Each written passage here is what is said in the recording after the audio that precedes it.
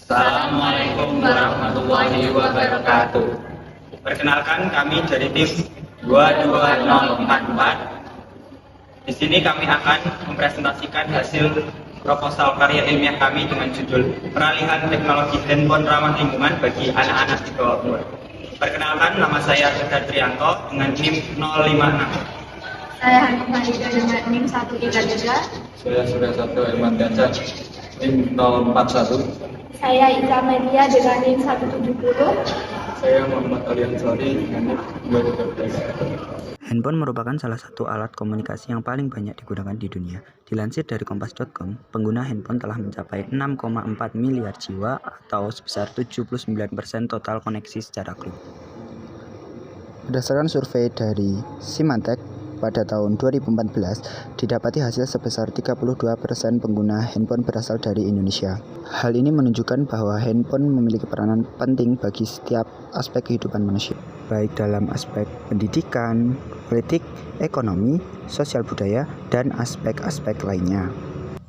Hal tersebut menunjukkan bahwa sebenarnya handphone memiliki banyak manfaat atau dampak positif bagi kehidupan manusia. Namun, seperti yang kita ketahui, pengguna handphone saat ini bukan hanya orang dewasa saja, namun telah merambah kepada kalangan orang tua, remaja, bahkan anak-anak di bawah umur. Kelompok kami menyayangkan bagian di mana anak-anak di bawah umur sudah mampu dan mahir mengoperasikan handphone dengan lancar. Padahal, di usia mereka yang masih dini, seharusnya mereka lebih banyak melakukan kegiatan-kegiatan sosial dan bergerak untuk melatih kemampuan motorik mereka.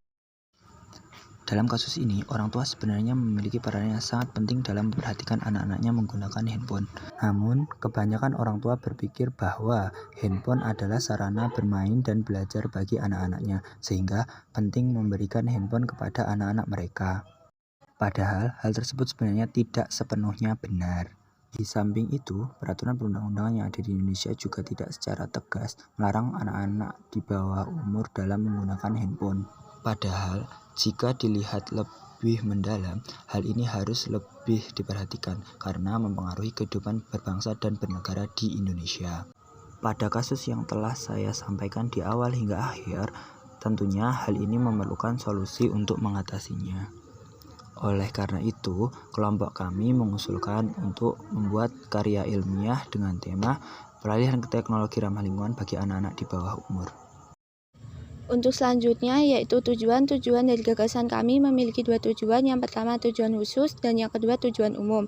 Untuk yang pertama tujuan umum yaitu mengurangi penggunaan handphone radiasi tinggi dengan handphone ramah lingkungan pada anak-anak. Mengolah gagasan generasi muda yang mendukung keberlangsungan generasi yang akan datang dan terciptanya teknologi baru yang memiliki manfaat untuk generasi masa depan. Untuk tujuan khusus, terwujudnya generasi masa depan yang berkualitas dan unggul, terbentuknya peraturan pemerintah yang lebih baik, generasi muda menjadi lebih berpotensi, dan menyongsong terwujudnya generasi emas 2045. Baik, selanjutnya rumusan masalah pada karya ilmiah kami yaitu maraknya penggunaan handphone di kalangan anak usia dini yang berdampak pada seluruh aspek perkembangan kecerdasan anak tersebut. Selanjutnya solusi yang pernah ditawarkan. Yang pertama, pemerintah sudah membangun fasilitas taman bermain di banyak tempat. Yang kedua, melakukan penyuluhan tentang pentingnya perkembangan anak usia dini.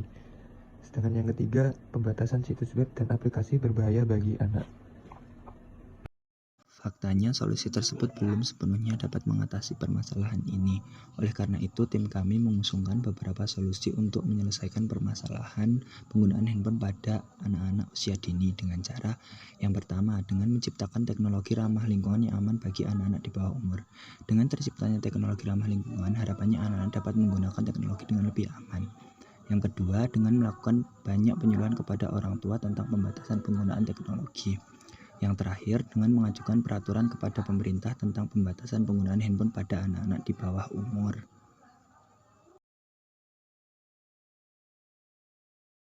Dalam merealisasikan teknologi handphone ramah lingkungan bagi anak di bawah umur, akan ada beberapa pihak yang terlibat.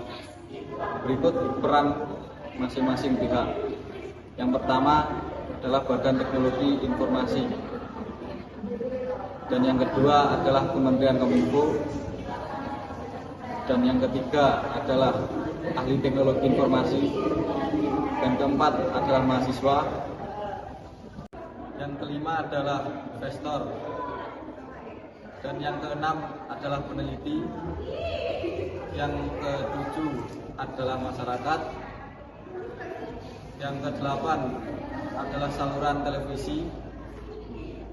Yang kesembilan adalah perusahaan BBC elektronik. Yang ke-10 pemerintah. Dan yang terakhir adalah orang tua.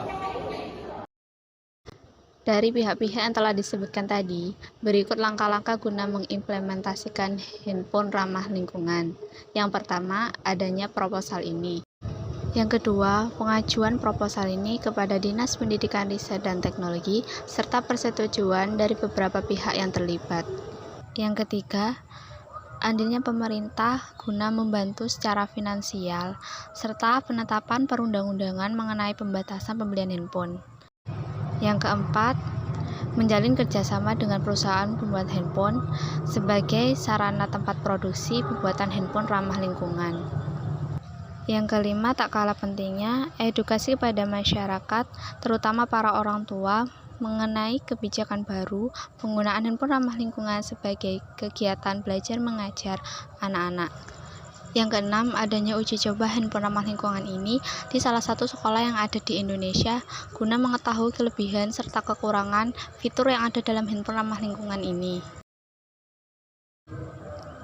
Yang ketujuh, proses produksi massal handphone ramah lingkungan serta pendistribusian sesuai perundang-undangan yang telah ditetapkan oleh pemerintah.